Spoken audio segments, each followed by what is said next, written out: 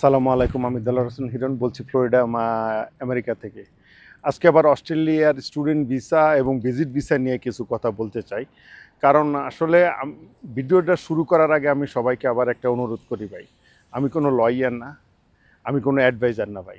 আমি বাস্তব জীবনে কারণ বিভিন্ন দেশ আমি একজন রিটায়ার্ড পারসন। জীবনে বহুত কাজ করছি, বহুত সংগ্রাম করে এই পর্যন্ত আসছি। আমার ৩৬ বছর বিদেশের লাইফ। বিভিন্ন দেশ ঘুরছি, এই পর্যন্ত ৫৫টা দেশ ঘুরছি। এবং যখন ঘুরছি তখন কিন্তু এরকম ইউটিউব করার কোনো চিন্তাভাবনা ছিল না, কিন্তু পরবর্তীতে একটা চিন্তাভাবনা আসলো যে আমি এই ঘোরাফেরার ভিতরে যদি আমি কোনো কাউকে কোনো আমার যে বাস্তব যে জিনিসটা, কারণ আমরা অনেক সময় অনেক কিছু শুনি অনলাইন মিডিয়া, সোশ্যাল মিডিয়ায় অনেক কিছু শুনি, কিন্তু আসলে কিন্তু বাস্তবে কিন্তু তা কিন্তু সত্যি না। তো সত্যি কথাটা যেহেতু আমি ভিতরে যাই, ভিতরের একরকম, কারণ আপনি যে কোনো যাবেন, যেমন বাংলাদেশ নিয়ে কিন্তু অনেকে অনেক রকম মন্তব্য করে, আবার যখন বাংলাদেশে যাই তখন গেলে দেখি যে না ভাই, এই দেশে তো এত সমস্যা নাই, যত সমস্যা আমরা মিডিয়াতে শুনি এত সমস্যা কিন্তু ওই দেশে নাই। দেখ, তদ্রূপ বিশ্বের বিভিন্ন দেশ সম্বন্ধে আমরা যেহেতু আমরা ইমিগ্রান্ট, কারণ বাংলাদেশে গার্মেন্টসের পরে রেমিটেন্সের উপরে কিন্তু বাংলাদেশের অর্থনীতি মোটামুটি আমি বলতে পারি 50% নির্ভর করে। কারণ গত মাসে কিন্তু প্রায় $3.25 বিলিয়ন রেমিটেন্স গেছে। এটা অন্যান্য দেশের তুলনায় মানে বাংলাদেশের জন্য এটা অনেক কিছু, অনেক বড় একটা পাওয়া। যাই হোক, আমিও একজন রেমিটেন্স নিয়ে কথাবার্তা বলি, তাই যা কথার ভিতরে আমি সবসময় সত্যি কথাটা ফুটায় তোলার চেষ্টা করি। কারণ কথা হচ্ছে কি, যে আমি চাই না ভাই বিশ্বের বিভিন্ন দেশে গিয়ে মানুষ প্রতারিত হোক। কারণ সোশ্যাল মিডিয়া, কারণ এক শ্রেণী মানুষ আছে ভাই, খারাপের পিছনে ভালো আছে, খারাপ ভালো মন্দ দুইটা মিলেই কিন্তু আমাদের সংসার ধর্ম চলতে হয়। খারাপ ভালো যেমন আছে, খারাপ মানুষও তো এরকম আছে, আবার সব মানুষ খারাপ না। যদি ভালো মানুষ না থাকে পৃথিবীটা এখনো চলতো না। যাই হোক, সেইখান থেকে আমার সেই চিন্তা ভাবনার থেকে আমার আসলো যে আমি ঘোরাফেরার ভিতরে যদি কোনো ভালো একটা উপদেশ বা ভালো যে একটা জিনিস যদি জানতে, কেন আমি সোশ্যাল মিডিয়ার মাধ্যমে আমি জানাবো না। এই সুবাদে আমার এই ভিডিওগুলি করা, এখানে ভাই কারো হেও করার জন্য, কারো ছোট করার জন্য না। আরেকটা কথা বলি মাঝখানে, যে ভাই আপনারা যদি চাইলে বা এগুলো ক্রস চেক করতে পারেন। আমি একটা কথা ইনফরমেশন আপনাকে দিলাম ভাই, বাকিটুক তো আগে আপনারা নেবেন। এটারে নিয়ে নেগেটিভ কিংবা এটারে নিয়ে রিয়েক্ট করার কোনো দরকার নাই তো ভাই। আমি একটা কথা বললাম, কথাটা বলার পরে আপনারা যাচাই করেন, বরঞ্চ আপনারা শুকরিয়া আদায় করেন যে আমি নেগেটিভ কথাগুলি বলতেছি, যে নেগেটিভ কথাগুলি কেউ বলে না ভাই। কারণ আমি বলি যে নেগেটিভ যদি চিন্তা করে আপনি সামনে আগান, আপনি পজিটিভ তো অবশ্যই ভালো ভাই, কিন্তু পজিটিভ যে সবসময় তা না, কিন্তু আপনাকে সবার আগে প্রস্তুত নিতে হবে নেগেটিভ হলে আমি কি করব। যাই হোক ভাই, সে প্রসঙ্গে অনেক কথা বলে ফেলছে, প্রায় 2-3 মিনিট হয়ে গেছে। আমি আবারও বলি সবার কাছে ভাই, আমার কথার পিছনে যদি কোনো ভুল ত্রুটি থাকে অবশ্যই ক্ষমা সুন্দর দৃষ্টিতে দেখবেন। আমি আবারও বলি, আমি কোনো লয়ার না, আমি কোনো অ্যাডভাইজার না ভাই।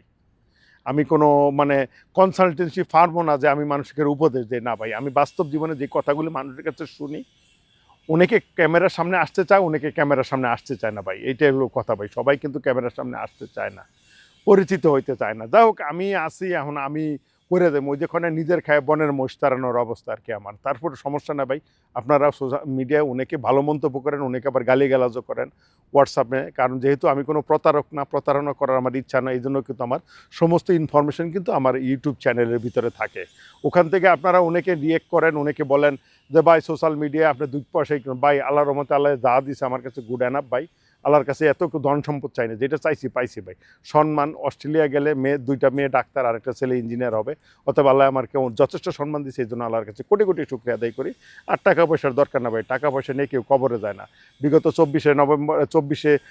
24 সালে বাংলাদেশের অবস্থা দেখে মানুষ বুঝতে পারছেন, হাজার হাজার কোটি টাকা থাকতে পালায় চলে আসছে, সব পালাইতে। যাই হোক, সেই কথা বলবো আর বলবো না। আজকে যে কথাটা বলতে দেবো, ভিজিট ভিসা নিয়ে কিছু কথা বলবো এবং স্টুডেন্ট ভিসা নিয়ে কিছু কথা বলবো। স্টুডেন্ট ভিসায় যারা গেছে এখানে অস্ট্রেলিয়াতে যায়, অস্ট্রেলিয়া একটা সত্যি কথা ভাই, বিশ্বের অন্যান্য দেশ, আমি তো বহু দেশ ঘুরছি, উন্নত দেশ বলতে সবগুলি দেশ ঘুরা শেষ, শুধু সাউথ আফ্রিকার বাকি রয়েছে ভাই। এছাড়া উন্নত আর কোনো দেশ নেই যে দেশ আমি না গেছি ভাই। মানে আমাদের মানে গুগলের সার্চ অনুযায়ী যতগুলি উন্নত দেশ আছে, উন্নত রাষ্ট্র, ধনী রাষ্ট্র, সব রাষ্ট্রে আমার যাওয়া শেষ। এখন শুধু বাকি রয়েছে আফ্রিকাটাও একটা ধনী রাষ্ট্র, তারপরে যাব, আফ্রিকা যাওয়ার চিন্তা ভাবনা আছে। যাই হোক, সেই সুবাদে আমি একটা বলছি, অস্ট্রেলিয়া সত্যি কথা বল, যতগুলো দেশ গেছি সবচেয়ে বেশি শিক্ষিত মানুষের দেশ পাইছি আমি অস্ট্রেলিয়াতে। কারণ অস্ট্রেলিয়াতে যারা হয়েছে একসময় ওই ওই যে সরি, ওই কিনা ইন্দোনেশিয়া দিয়া বাই রোডে বিভিন্নভাবে লোকজন গেছে। এখন বা 2024-এর পরে 2024-এর লাস্ট বুঝি পাপুয়া নিউ গিনিতে 214 জনের একটা বোট গেছিলো, এই হলো অস্ট্রেলিয়ার সীমানায় ঢুকতে পারছে, এই একটা আছে। তারপরে আর কেউ এই পর্যন্ত ঢুকে নেই গুগলের হিসাবে, অ্যাকর্ডিং টু গুগল। যাই হোক, বলতেছে অস্ট্রেলিয়ায় এখন আর ওইভাবে 2 নম্বরভাবে যাওয়ার কোনো সুযোগ নেই যা ছিল আগে। আর মোস্ট অফলি বাংলাদেশি যারা গেছে অস্ট্রেলিয়ায় হয়তো স্টুডেন্ট ভিসায় গেছে, মোস্ট অফলি স্টুডেন্ট ভিসায় গেছে। ট্যুরিস্ট ভিসায় গিয়া অস্ট্রেলিয়ায় গিয়ে কাগজপত্র করছে, সেই হারটা অনেক কম। আমি বলবো না যে হয়নি, হ্যাঁ হয়েছে। আমিও একসময় অস্ট্রেলিয়া যাওয়ার জন্য চেষ্টা করছি, কিন্তু অস্ট্রেলিয়া যাইতে পারিনি। তখন আমেরিকায় চলে আসছি, আজকে আমেরিকার সিটিজেন। হয়তো তখন থাকলে হয়তো অস্ট্রেলিয়ার সিটিজেন থাকতাম। যাই হোক, সেটা আমার দুর্ভাগ্য। এখন যাক, যে কথাটা বলতে যাবে, এই জন্য বলছি যে অস্ট্রেলিয়ায় শিক্ষিত লোক, ওই আগের ভিডিওতে বলছি সবচেয়ে বেশি শিক্ষিত আমি পাইছি অস্ট্রেলিয়াতে, এবং সব স্কিল ওয়ার্কার, যেমন সব আইটি সেক্টরের লোক, কেউ অ্যাকাউন্টেন্ট, এমনও আছে, এমনও লোকের সাথে আমার পরিচয় আছে যারা বড় বড় মানে কনস্ট্রাকশন ফার্মের সাথে জড়িত, মানে মিলিয়ন মিলিয়ন ডলারের মালিক, বাঙালি, অল্প বয়স, একদম অল্প বয়সের ছেলেপিলে, খুলনা ইঞ্জিনিয়ারিং কলেজে পাশ করে এসেছে, এখানে কন্ট্রাক্টর হয়ে গেছে, বড় বড় কন্ট্রাক্টর হয়ে গেছে, এরকম লোক অভাব নাই আমার পরিচিত। যাই হোক, এখন তাদের সাথে কথা বলছি, কারণ আর আবার একটা কথা বলি ভাই, কোনো উকিলের কাছে গেলে উকিল কিন্তু কোনো সময় বলবো না ভাই ফাঁসিতে হয়ে যাবো। একটা লোক 10টা মার্ডার করে এসে তারপরও তার উকিলের কাছে যাবেন, সে বলো না ভাই আপনার আইনের ফাঁক দিয়ে আপনারা খালাস করে দেবো। এটা উকিলের ধর্ম, এটা যদি উকিল না করে উকিল কিন্তু পয়সা কামাতে পারবে না। উকিলের কাছে, উকিল কিন্তু সবার জন্য, আসামির জন্য উকিল, বাদী পক্ষের ঝুঁকি নেয়, যেই জিতুক। এখন আমি ভাই উকিল ছাড়া কোনো কাজ হয় না। যাই হোক, আমি উকিলদের কথা বলবো না। যে পলিটিক্যাল অ্যাসাইলাম, অনেকে আমাকে বলছেন যে স্টুডেন্ট ভিসায় গেলে জেনেভা কনভেনশনের মাধ্যমে আছে, ল আছে, হ্যাঁ ভাই সবই আছে। আমাদের ডোনাল্ড ট্রাম্পও প্রেসিডেন্টও কিন্তু কইছে যে তার কাছে ইন্টারন্যাশনাল ল বলতে কোনো ল নাই, সে যেটা বলবো এটাই ল ভাই। এখন কইলো ভাই এখন সবই আছে, সবই বুঝলাম, ঠিক আছে, কিন্তু বাস্তবতা হলো অন্য জিনিস, বাস্তব জিনিসটা হলো অন্যরকম। বই পুস্তকে গুগলে আপনারা যেটা পাইবেন, বাস্তবে কিন্তু ওইটা হয় না, বাস্তব কিন্তু ডিফারেন্স। যাই হোক, স্টুডেন্ট ভিসায় যারা যান তাদের পর্বটা আমি বলতেছি, তাদেরও এখন খুব কঠিন সময় পার করতেছে। এখন ট্যুরিস্ট ভিসায় যারা যাবেন তাদের জন্য আমি বলছি, যদি অস্ট্রেলিয়া ঘুরতে যান ট্যুরিস্ট ভিসায়, ওকে, নো প্রবলেম ভাই। অনেক সুন্দর একটা দেশ, দেখার মতো একটা দেশ।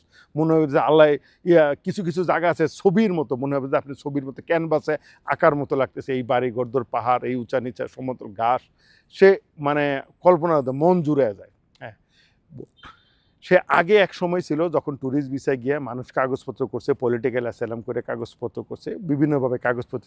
এখন ভাই সেই সুযোগটা নাই। অস্ট্রেলিয়া এখন মোটামুটি কথা ইমিগ্রেন্টের ব্যাপারে অভিবাসন আইনে অনেক কড়াকড়ি করছে, এটা আনবিলিভেবল কড়াকড়ি করছে।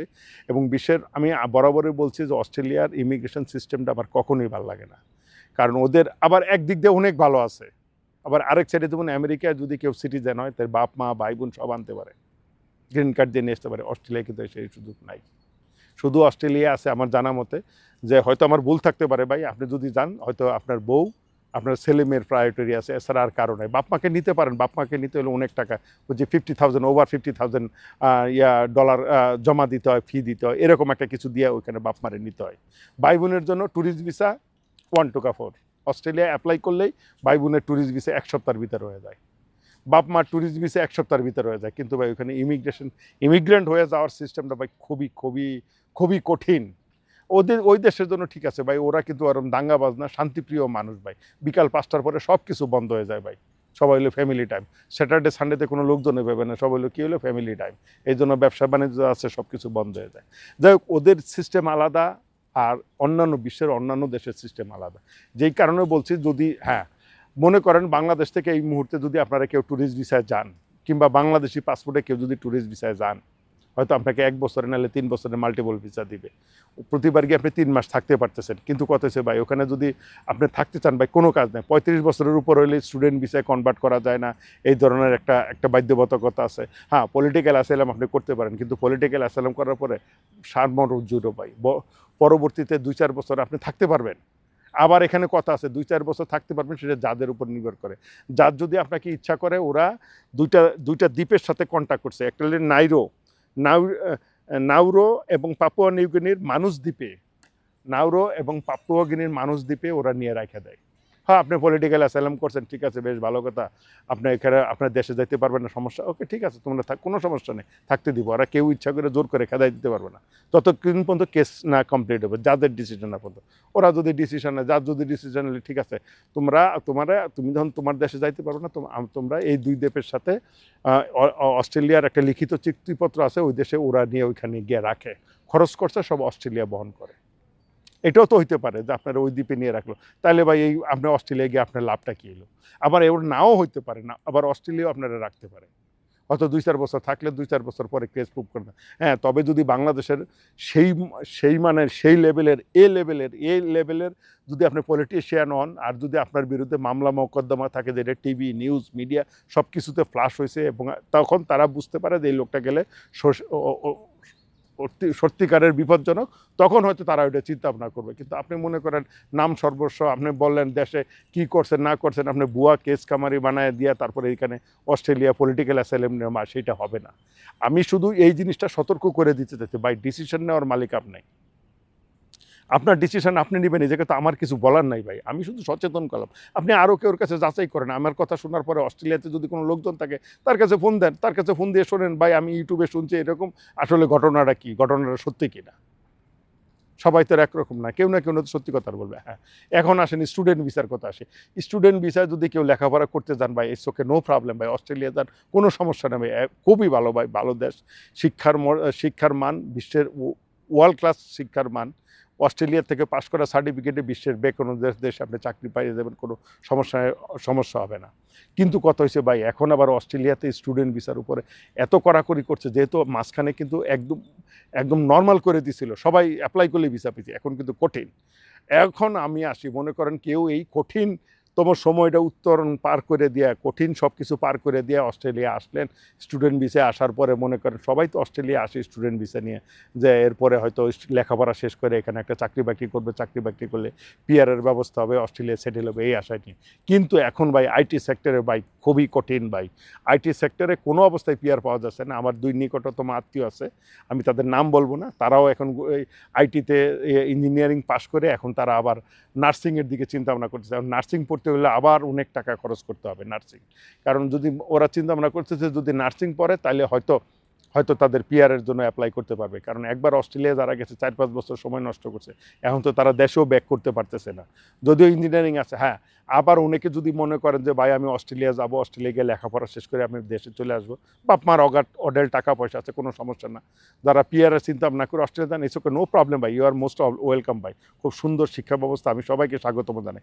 কিন্তু যারা যেসব ছাত্রছাত্রী বাংলাদেশ থেকে আসবেন পিআরের চিন্তা ভাবনা করে যে অস্ট্রেলিয়া গিয়ে আমি অস্ট্রেলিয়া গিয়ে থাকবো, তারা একটু চিন্তা ভাবনা করবেন ভাই, প্লিজ, আর একটু ঘাটাঘাটি করে তারপরে আপনারা এই পথে পা দিয়েন। কারণ কত হয়েছে, একবার নেমে গেলে ভাই, একবার বাংলাদেশ থেকে একবার অস্ট্রেলিয়া একবার এসে গেলে ওই লোকটা ফেরত গেলে যে কী অবস্থা হয়, কি পজিশনে সামাজিকভাবে কতটুক হেও হইতে হয়, এটা তো আমি তো জানি ভাই, আমি তো বিদেশ করে আমি তো বুঝি, একবার এই রাস্তায় নামলে পিছনের দিকে ফেরত যাওয়া যায় না।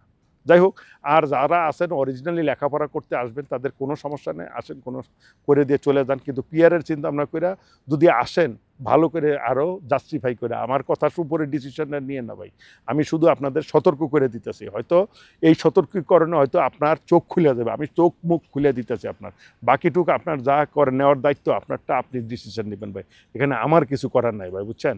আমি আপনাদের শুধু একটা ক্লু দিয়ে দিলাম, এইবার বাকিটুকু আপনাদের জিনিসটা আপনাদেরটা আপনারা করে নেন, ডিসিশন আপনারা কোন সাবজেক্টে, যারা স্টুডেন্ট বিষয়ে আসবেন কোন সাবজেক্টে লেখাপড়া করবেন, কিংবা আপনারা লেখাপড়া করে চলে যাবেন, কিংবা হয়তো দেখা গেল কেউ পিআরের চিন্তা ভাবনা করতেছেন, তাহলে সাবজেক্ট চেঞ্জ করেন, আপনারা আরও ডিপলি খোঁজখবর নেন যে কোন সাবজেক্টের উপরে করলে লেখাপড়া শেষ করার পরে অস্ট্রেলিয়ার পিআর পাওয়া যায়, সেই সাবজেক্টে আপনারা আসার চিন্তা ভাবনা করেন। কারণ এখন ওই হোমজিক্যালি গিয়ে, কারণ আইটি সেক্টরে কিন্তু খুব চলতেছে ভাই, কারণ আইটি সেক্টরে যারা আছে তারাই চাকরিচ্যুত হইতেছে, কারণ আইসা কিন্তু সব শেষ করে দিছে, বুঝছেন। এই জন্য সবাই আমার এই ভিডিওটি দেখার পরে যারা স্টুডেন্ট ভিসায় অস্ট্রেলিয়া আসবেন তারা একটু চিন্তা ভাবনা করেন ভাই। আমি আবারও বলি ভাই, আমি কোনো লয়ার না, আমি কোনো কিছু না, আমার অ্যাডভাইস দিতেছি ভাই, আমি চাই, কারণ যারা আসবেন তারা হয়তো আমার ছেলে সমতুল্য আসবেন ভাই, কারণ আমার বয়স 56, বুঝছেন না, তাহলে তো আমার ছেলে সমতুল্য, কিংবা ছোটো ভাই বেড়াতে, ছোটো ভাইও না, আমার ছোটো ভাইয়ের বয়সও কিন্তু 40 বছরের উপরে। যাই হোক, আমি শুধু এই কথাটা বলতে চাই ভাই, আমি বিশ্বের বিভিন্ন দেশ ঘুরে যে বাস্তব কথাটা সেটা তুলে দিয়েছে। আর ওয়ার্ক ভিসা নিয়ে গতকালকে একজনে বলছে যে ফুড প্যাকেজিংয়ে বলে অস্ট্রেলিয়া লোক নিতেছে বাংলাদেশিরা।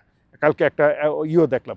সেই ব্যাপারটা নিয়ে আমি একটা ফার্মে গেছিলাম, ফার্মে গিয়ে ভিডিওতে কেউ আসতে চায় না, তা ওনার কাছে আমি যতটুকু শুনছি সেই শোনার কথাটুকু আমি ভিডিওর মাধ্যমে উপস্থাপন করবো, আগামী ভিডিওতে বলবো, নাহলে এই ভিডিওটা অনেক লম্বা হয়েছে, তাই অনেক লম্বা হয়ে গেছে ভাই, কথা শেষ করতে পারি না। তবে যারা ট্যুরিস্ট ভিসে আসবেন তারা অনেক চিন্তা ভাবনা করে আসবেন ভাই, কেনা ওই যে একটা কথা আছে, নদীর এপারেতে ছাড়িয়া কহে ওপারেতে সকল সুখ, আমার বিশ্বাস ভাই এই ধান্দায় ঘুরে না। যদি মনে করেন অস্ট্রেলিয়া এসে আপনি এই সুখ সব কিছু ছেড়ে দিয়ে অস্ট্রেলিয়া আসবেন, আসার পরে আপনি এখানে কাগজপত্র হবে, হ্যাঁ যদি আপনি ওই মাপের লেভেলের রাজনীতিবিদ হন তাহলে ঠিক আছে, নাইলে কিন্তু এই মুহূর্তে অস্ট্রেলিয়া আসার হ্যাঁ আসেন, ঘুরতে আসেন, কোনো সমস্যা নেই, কিন্তু পার্মানেন্টলি অস্ট্রেলিয়া মুভ হওয়ার জন্য আর অবৈধদের কাজ পাওয়া অনেক কঠিন ভাই, আবারও বলি ভাই অনেক কঠিন ভাই।